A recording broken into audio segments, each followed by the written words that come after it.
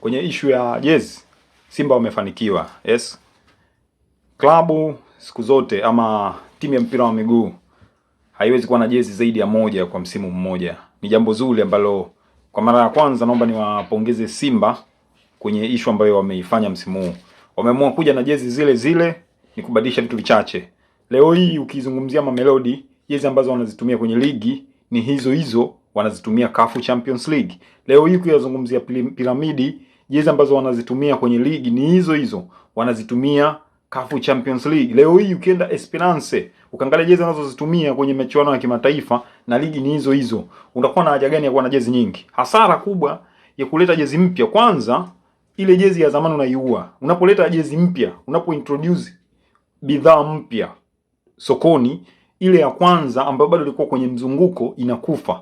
Ina maana unaanza upya kuiuza hii nyingine. Kwa hiyo unapoamua kuendelea kuwa na jezi ile ile, na maana ile ile itaendelea kuuza sokoni. Kwa hili ndugu zangu Simba, niwapongeze sana uongozi wa Simba. Kwa mara ya kwanza mmeonyesha mnajua ama mmefuatilia vilivyo, mnajua kudadavua mambo. Mimi kwa hili nisiwe mchoyo na nimeamua kuwapongeza moja kwa moja kwa sababu mmefanya kitu kizuri sana ambacho kina faida na heshima kwa upande wenu. Kwa hiyo Simba mwaka huu kwenye issue ya jezi umepatia. Mtu anaweza kuzungumza bwana jezi zile zile ndio kuna faida.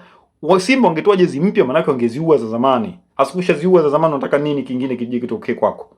Ni hasara kwako hiyo tayari. Lakini unaendelea kuuza jezi ile ile. Unakuwa umepiga mwingi bana.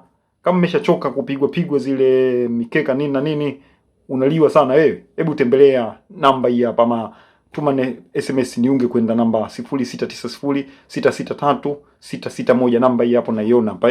Tuma SMS huko, utakutana na wababe huko wanaosuka odds za kibabe sana huko. Ukiweka mzigo una uhakika wa kupiga mpunga.